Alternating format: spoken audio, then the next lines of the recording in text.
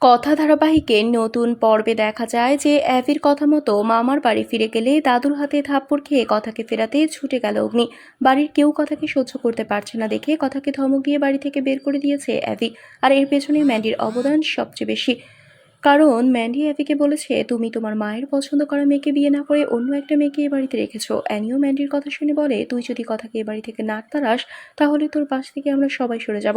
এদিকে বাড়ি ফিরে দাদু জানতে পারে কথা এ বাড়ি থেকে চলে গেছে। এ কথা শুনে দাদু অ্যাভির কাছে জানতে চায় কি কারণে কথা মা এ বাড়ি থেকে চলে গেছে।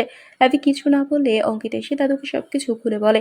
এসব কথা শুনে দাদু অ্যাভিকে একটা থাপ্পড় মেরে বলে নিজের বউকে আগলে রাখতে পারো না, তাহলে এই গুহবাড়িকে কে রক্ষা করবে। দাদার মুখে এমন কথা শুনে কথার প্রতি ও দাদার প্রতি দুর্বল হয়ে পড়ে অ্যাভি। তাহলে কি এবার দাদুর হাতে থাপ্পড় খেয়ে কথাকে ফেরাতে গোবরডাঙ্গায় কথাকে ফিরিয়ে আনতে ছুটে যাবে অ্যাভি? বন্ধুরা, কি হবে এবার?